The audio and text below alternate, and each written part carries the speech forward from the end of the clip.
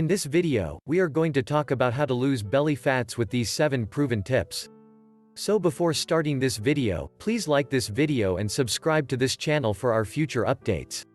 Let's begin. Maintaining a trim body can be difficult, but losing belly fat, in particular, can seem impossible. It's not all in your head, according to Chris DeVecchio, a NASM-certified personal trainer and author of the 5x2 method, revealing the power of your senses. It's virtually impossible to tell one particular region of your body to accelerate the fat metabolism. Nonetheless, losing belly fat is a worthwhile objective because it is, unfortunately, the most dangerous place to store fat, according to Lawrence Cheskin, MD, chair of the Department of Nutrition and Food Studies at George Mason University and associate professor of health, behavior, and society at Johns Hopkins University. According to a study by Euroaspire v. A survey was conducted on cardiovascular disease prevention and diabetes that stated people with excess belly fat are at risk of developing heart diseases. According to a study by the University of Oxford, excessive belly fat causes type 2 diabetes. According to a study by the Michigan State University in East Lansing, more belly fat increased risks of cancer. Fat around the midsection is a strong risk factor for heart disease, type 2 diabetes, and even some types of cancers, says Samuel Klein, MD, the director of the Center for Human Nutrition at Washington University School of Medicine in St. Louis, Missouri. For women with their waist measure 35 or more inches and men 40 or more inches, chances are you are in potentially high risk of storing high amount of abdominal fat in your body. The Million Women study conducted in Britain demonstrated a direct link between the development of coronary heart disease and an increase in waist circumference over a 20-year period. Every 2 inches increased in the women's waist size will raise their risk by 10%. With this understanding about the high risk and consequences of the belly fat, often known as visceral fat, or the deep abdominal fat that covers your organs, it is advisable to burn off these dangerous belly fat in the body. The question now is, how do you get rid of it? You need to move beyond crunches to planks and take a holistic approach to fitness. It has to be more overall fat loss. Chris Gagliardi, a licensed personal trainer with the American Council on Exercise, agrees. ACE. Without further ado, here are some of the best-kept tips on how to permanently lose and burn off your belly fat. Here are the 7 best proven tips to lose and burn off belly fats. Number 7. Limiting your stress level. Stress affects every aspect of your body, so how you handle it will make or break your weight loss goals. Dr. Cheskin believes that the majority of the effects of stress are behavioral rather than neurochemical. It causes us to consume more and we use food as a coping mechanism for stress. The reality is that eating to make yourself feel better is typically a lot easier than confronting stress head-on. Dr. Cheskin explains that people gravitate towards something that doesn't need someone else to do it, is instantly rewarding, and doesn't take a lot of effort, particularly if it's only opening up a package or box. When a person is under stress, the adrenal glands make and release the hormone cortisol into your bloodstream. Often called the stress hormone, studies have shown a direct association between cortisol levels and calorie intake. False hunger signals can lead you to crave high-calorie foods, overeat and thus gain weight. Unused glucose in the blood is eventually stored as body fat. Stress eating can only result in one thing, a bigger belly rather than a smaller one. Take a step back to consider what's causing your stress and what you can do about it if you find yourself stress eating. Rather than reaching for a bag of Doritos, try to find a solution or talk it over with a therapist.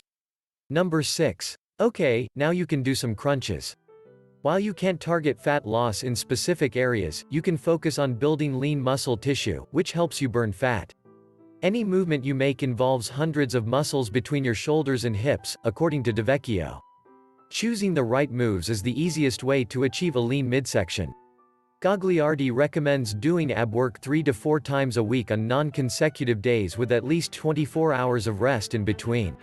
You can begin with simple moves like crunches, bicycle crunches, and planks during those sessions. Even if you only work your abs 3 or 4 times a week, Gagliardi recommends stimulating your core, tightening your ab muscles, in any workout. You can do a variety of ab exercises in the comfort of your own home. Work your way up to more complex ab exercises like side-to-side med ball slams and weighted Russian twists once you're familiar with an ab routine, says DeVecchio. Number 5. Load up on protein. There's an explanation why everyone is so obsessed with protein. Not only does it hold you full, but it also helps to heal the tiny tears in your muscles created by strength training. This makes them grow bigger and stronger while also reducing body fat. Dr. Cheskin recommends getting at least 70 grams of protein during the day as a general rule. This is particularly critical before exercising.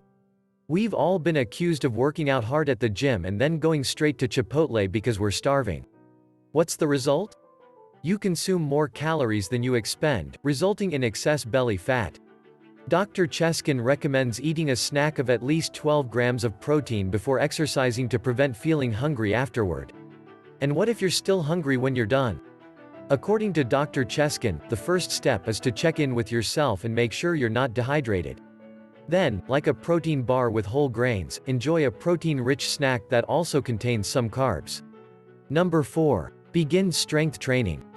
If you want to lose belly fat, full body strength training is essential, particularly if you want to keep it off in the long run. Strength training should be a part of almost everyone's workout routine, according to Dr. Cheskin. Strength training helps you develop muscle, which can eventually absorb body fat. Since muscle is metabolically active, you'll lose calories even after you've finished working out, that total body fat. Bonus, according to Dr. Cheskin, when your metabolic rate increases as a result of muscle development, you'll have a little more wiggle room in your diet if that's something you struggle with. Lift weights at least 2 days a week to begin, and work your way up from there, says Gagliardi.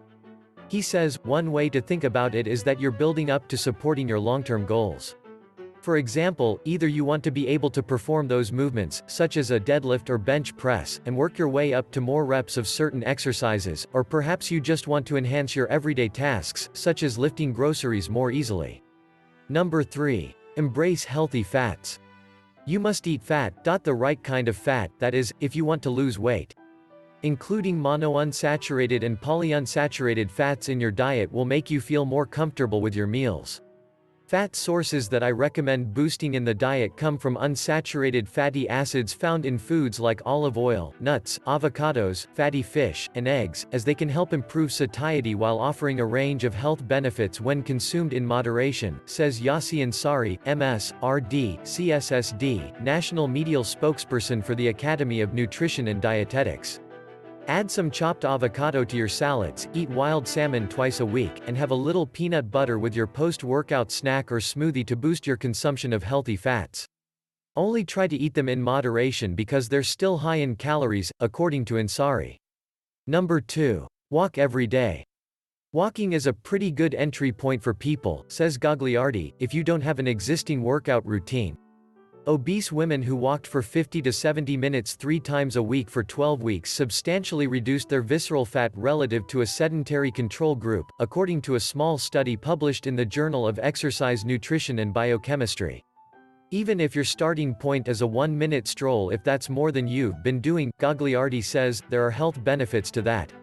One of the most common errors people make when attempting to lose weight is trying to do too much too fast and being exhausted. It's easier to start slowly and work your way up than to overdo it and give up, Gagliardi says.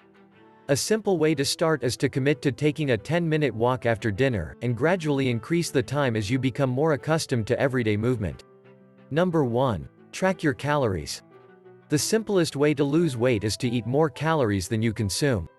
Since 3,500 calories equal 1 pound of fat, a weight loss app or even a pen and paper will help you figure out how many calories you need to remove from your diet or burn at the gym to reach your objectives.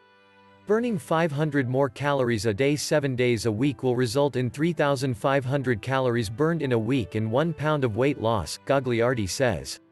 You should take a more generalized approach if you don't feel like crunching numbers every day. For some people, it's understanding that, on average, I eat a whole sandwich, Gagliardi says. Now I'm going to eat half a sandwich for lunch and save the other half for dinner to will my calorie intake by half. That's it for now. We tend to hope you learned a few tips through this Zoe Health and Wellness video.